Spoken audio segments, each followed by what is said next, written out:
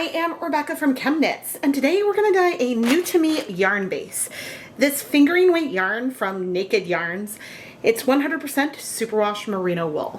Someone gave me this at some point, so I didn't buy it myself, and oh, that's nice and soft. Oh, that's fun.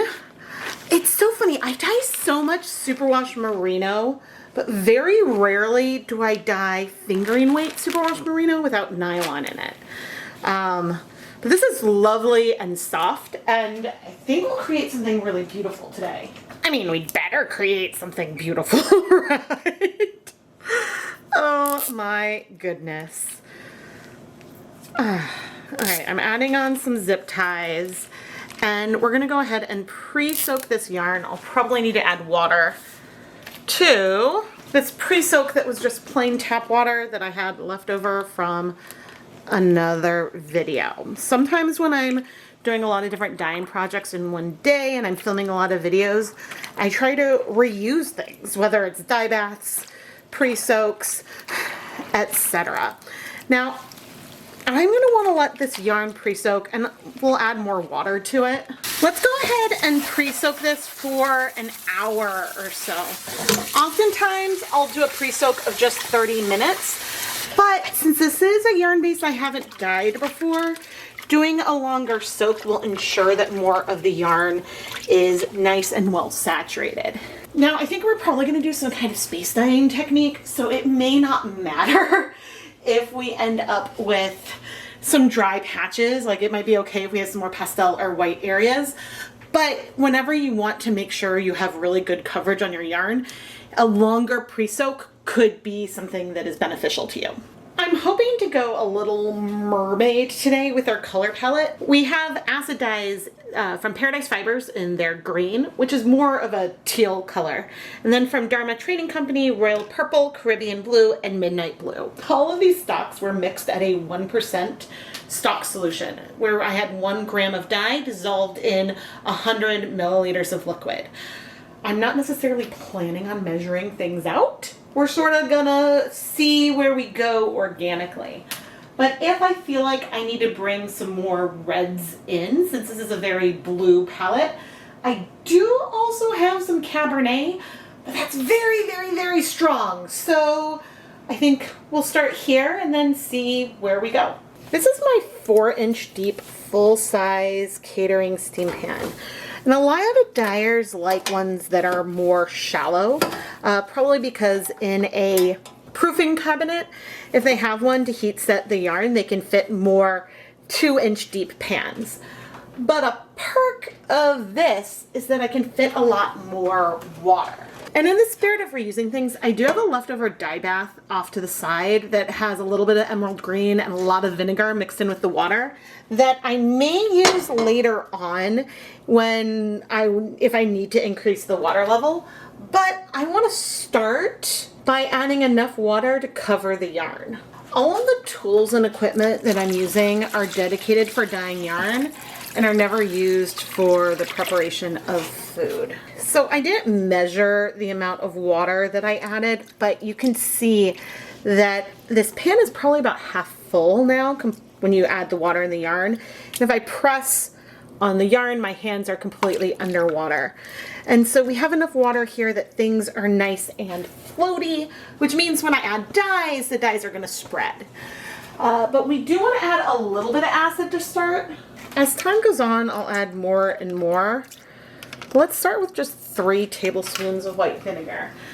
I think that I have at least 16 cups of water in here right now.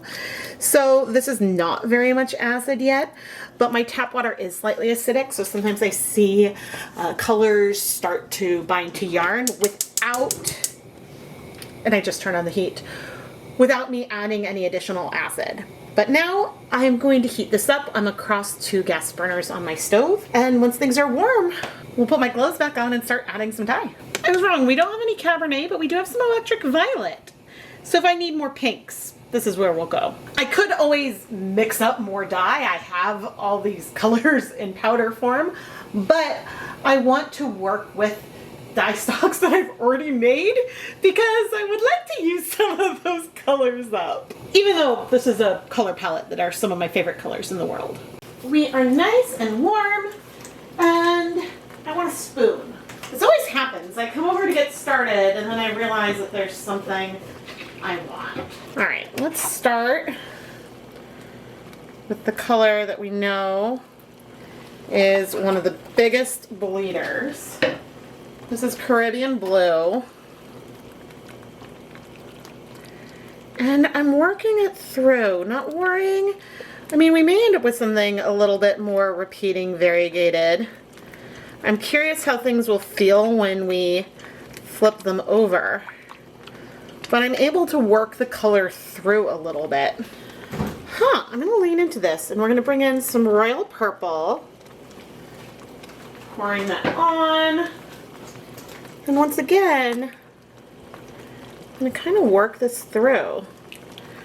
And one of the things I really enjoy about dyeing by feel is that I can sort of look and see what the colors are doing and then respond in kind to spread and blend and move colors around, and we might do something completely different when we flip it over. But we also may end up with something that is a little bit more repeating than what I had originally planned, and that's okay. It's fun to just sort of see where things go. Okay, this is the Paradise Fibers green.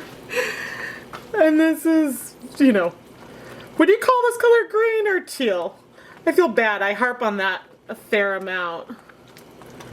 I'm so curious what's happening beneath the surface because we can see what's happening up here with these colors that we're adding and how they're blending, but there's still a lot of dye in these other colors, and so things may spread and blend even more. Okay, our final color can feel a bit purplish. This is the Midnight Blue.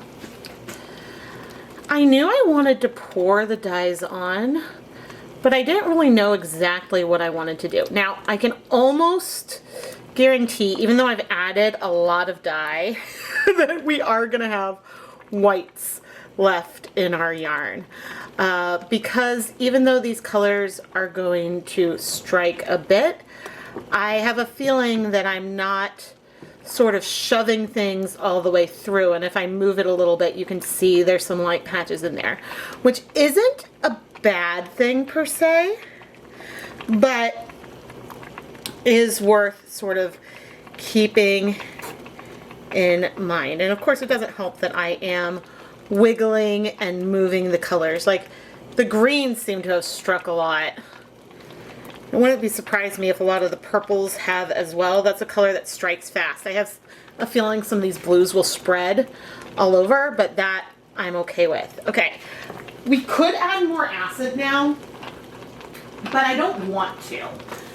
Because again, I don't mind the colors spreading, and I am planning on adding more color eventually to the other side. So for now, I'm gonna have the heat on sort of medium-low. Let's wait 15 minutes and see where we are before we flip. Because that should give some time for some of these colors to strike in their respective regions. And who knows, maybe things will spread a lot and they'll look very different when we come back in 15 minutes. Our yarn is looking deliciously saturated, but I'm very curious to see how it'll look once we flip. And you know what? We got some reasonable coverage. There are certainly some lighter patches and lighter areas in here, but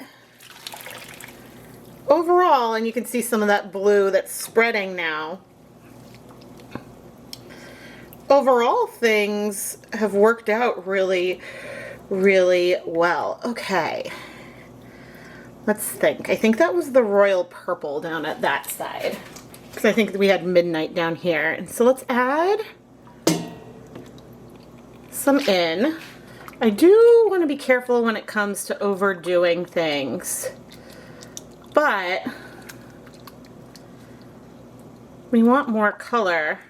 I can turn up the heat a little bit. And so I'm trying to like shimmy the yarn a little bit to work it through. We may need to flip one more time to add color onto the inside.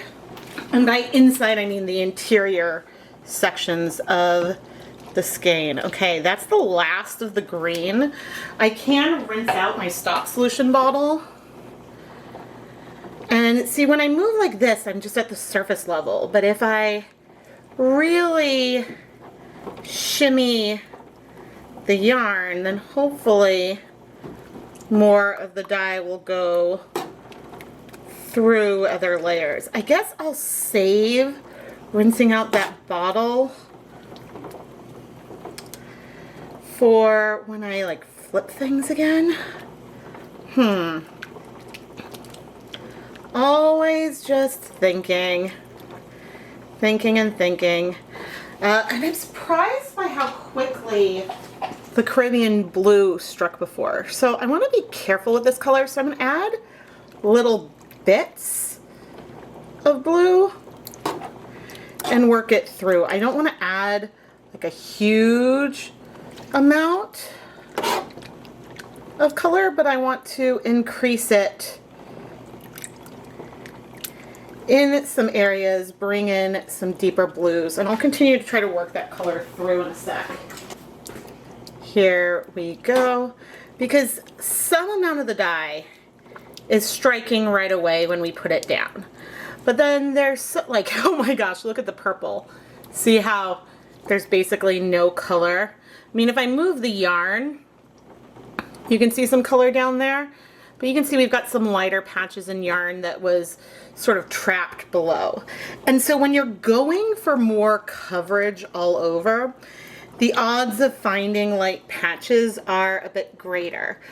But we'll just have to try to make sure to sort of bring those to the surface, because like in here, that's a little lighter, but I suppose there's nothing that says I can't shift the yarn a little bit now, especially before I go ahead and add a little bit more midnight. So I don't need a lot of it. Although now I'm second guessing myself. I'm like, did I add midnight down there? Or did I add more royal purple? Okay, I'm gonna pour a little bit of this in, trying to go for some of these areas that have less pigment. And just sort of to try to work that through right now. And I don't see one over here right now, but I am gonna bring over, oh dear, the dye and the color, and we're dripping. This is why I store bottles in a secondary container. I'm digging this. I love how saturated it is. And again, our vinegar concentration is not that high right now, but you can see that those greens are striking pretty quickly.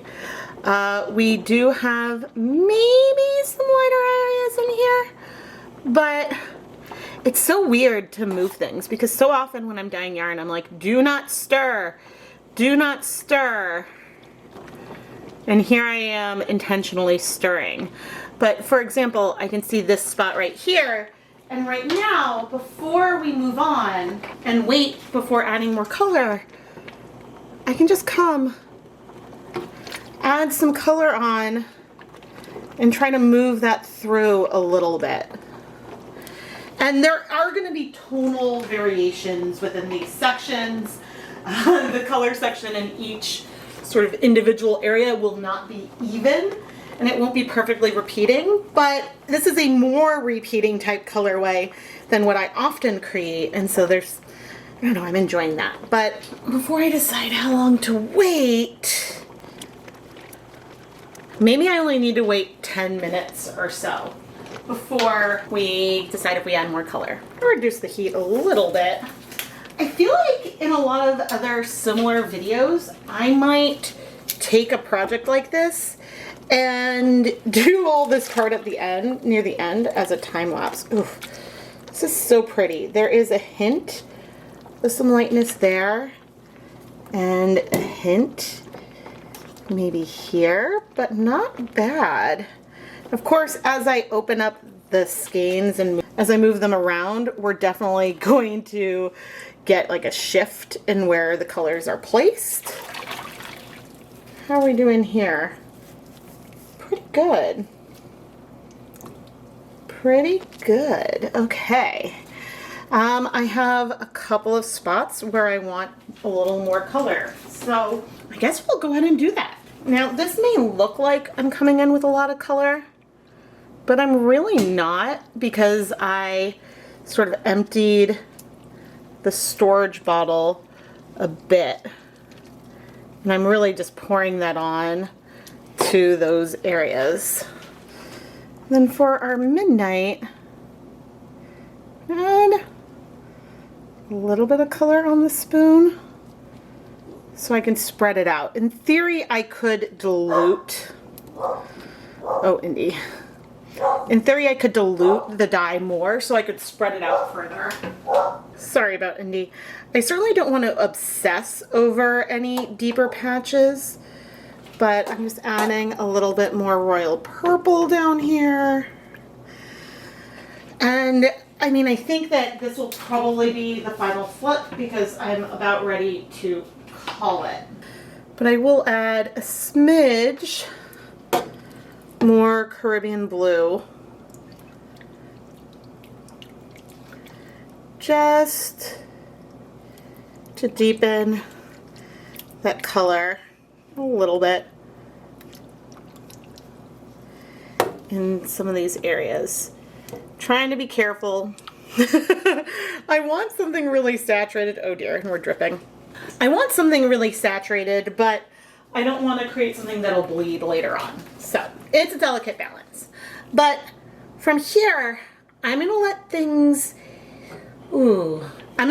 heat for 10 minutes and then I'll pop back over. Oh man, I thought I was recording, but I wasn't. Okay, what I started to say is it's been 10 minutes, and as I move the yarn, I do see some more pastel areas. I'm not gonna do something about it. I'm not gonna move it. I'm gonna kind of let it be, let it linger. And I wanted to add some of this former Dyebath in here,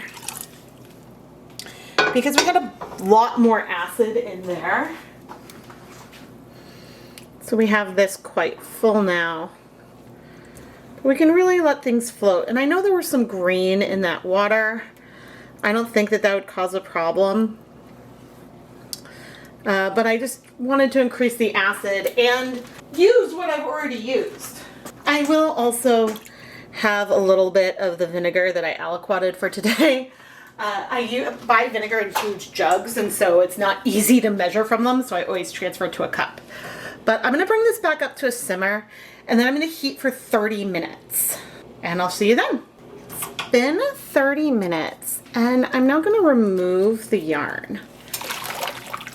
The reason why I'm removing the yarn now, while there is still some blue in the pan, because you can see some blue in the water, is that I found that this helps with washing the yarn later on and bleeding concerns with Caribbean blue. Because if I were to leave the yarn in here until it cooled, I would expect most of the blue to be gone and to be in our yarn. But then we would have some light bleeding, and we still may have some light bleeding, which I don't want. We definitely do not want to have that bleeding. So with certain colors, I will leave a little bit of dye behind in the water, and that's fine. But now I'm gonna go let our yarn cool completely so then we can wash it. We're gonna wash our yarn now. Beautiful saturated color. What's funny is that the difference between the midnight blue and the royal purple is not looking that different. Could I have mixed them up at one point? The colors are different. This one is more purple, but maybe when saturated, it's super hard to tell. Okay, now at our first little dunking in here, there's a tiny hint of blue, which is looking more blue on camera than it is in person to me.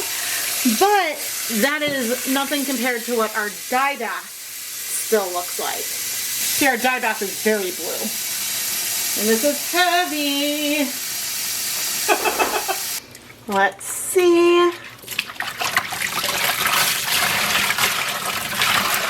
Oh yeah, we're great. I just flung soapy water all over myself. Again, maybe the tiniest hint over another time. Man, I don't normally fling water on myself. I don't know what's going on today. Let's see if we can finish this up before my battery goes. But I think we're looking, well, really, really good. I guess we have a little bit more soap. And that's looking a tiny bit bluer than it did before. But the little hint of color is not something freaking me out. All right, we should be less soapy now. And I'm still seeing a little bit of blue. Again, not bad, but okay. I'm gonna soak the yarn in some water for a little bit. And let's add a small splash of vinegar as well. Okay, let's see how we're doing, if that little soap made any difference. Maybe? Hard to say. The bleeding really isn't bad, and if we were using a lot more water, I doubt you would even notice it. But I am showing this for transparency's sake, and to let you know that this little amount of bleeding isn't something that really concerns me. Yeah, especially since like we use a spin dryer to spin out a lot of the water, and you know, you can see there's barely anything. So I'm gonna put the yarn through my spin dryer and hang it up to dry. Here is our finished colorway. One of the first things I want to point out is that we do have a visual difference between the midnight blue and royal purple. It's subtle, but the midnight blue is a hair more blue, more navy, and then the royal purple really is more of a deep purple. While they were wet, it was really hard to tell the difference. I knew which color I had added where. I knew I had the purple next to the Caribbean blue, and then the midnight next to that, well, Paradise Fibers green. So I don't think that I mixed them up at any point, but yeah, when it was wet, I was like, wait, what is the difference? I've tried to arrange the yarn to show off some of the lighter patches that we have. Some of it may have been yarn that was within a zip tie, although I don't remember which end of the yarn was on the zip tie, but the interior of either end did get a little bit less color. And then I think in between the areas where they were blending, there are lighter patches on here, which doesn't make me mad, but I could see people dyeing yarn not wanting those patches to be there. So how would I go about correcting this? Well, while dyeing, I could remove the yarn and do a more thorough check to add more dye here. But now that it's dry, I could wet it again and apply dye, sort of hand painting just to this one area. And there is tonal variation within the section. We've got more saturated purple and less saturated purple. So it could be a little visible, but you could make it so that way there's maybe a little less contrast than we have here. And the same goes for other regions. I feel like this is something that would have bothered me a lot more a few years ago when I was more obsessed with trying to get even color coverage. But I feel like as the years have gone by, I have embraced this more and more because it's unique and is part of what makes hand-dyed yarn beautiful. It's not perfect, solid, even colors in sections. You want that handmade, unique feel. Not that you're going for imperfections, but you're going for, I don't know, I personally enjoy it. I'm not articulating this very well at all. Another thing that I could do to increase the coverage that we got of each of the colors would be to increase the volume of water that I'm adding with each of the colors. If instead of pouring the 1% stock solution on, I diluted it, say 1:4, so that way the liquid I was adding was not as concentrated. I would have been able to pour it over a larger area, covering more of the yarn at once. And then when we went through to try to correct areas, adding dye that had less pigment in it overall on various sections is a little bit easier to then spread and get more coverage. But I mean, this did work. I just know that I end up getting the best coverage on variegated yarn when I start cold with no acid and I use the direct dye powder. And this is counterintuitive to what I had just said, because I suggested diluting your dyes more and then telling you I have better results when I start with the dyes even more concentrated by having them be the powder. But something about dissolving the dyes in place really means that I'm working the dye through the yarn more, which ends up giving us better coverage and less areas that are pastel. And so when you add liquids, then when you're adding more and more dye, you're adding more and more water volume so things can spread more. And so that's the reason why I like that powder technique. So I guess my recommendation is either to go for the straight powders, cold no acid, or to use a larger volume of your liquid. I love that I've gone both directions in these conclusions. I am Rebecca from ChemKnits, and my favorite techniques shift over the years, as do my favorite premixed dye colors and things like that. But the one thing that has not changed is each time I'm filming one of these videos, whether it's an episode of Dyepot Weekly, Dyepot PS, a Leave No Dye Behind video, I'm learning a lot and figuring things out and honing my techniques so that way I have the ability to more intentionally dye the yarn that I want. I will say though, it is very freeing to start with a color palette, with a selection of dyes, decide on a technique you're gonna do, and then see, I wonder what will happen if I use all this together with this technique. It's a lot easier to be really excited about the results. It's a lot more challenging when you have a vision and something specific you want, and then you can't quite get there. So it's really excited for me to be excited about these results when I'm not aiming for a particular result in the end. And so if you're trying to replicate some of my techniques and you're feeling frustrated because you feel like you're not getting what you want, I'd say the big difference between me filming one of these videos and what you're doing at home might be I don't always know where I'm going to end up. I might have an idea, but a lot of times in the videos I look and see what the colors are doing on the yarn and then try to lean into that. And there's a whole artistic freedom to that, which is so much fun. Because don't forget that different pigments bind to yarn at different rates. And so if you try the exact same technique with different colors, things may not come out the exact same way as your past project. And so you always need to consider that. But I'm starting to ramble, so please subscribe, turn on notifications so you never miss a new video, and like the video. This is the biggest way that you can help support the content here.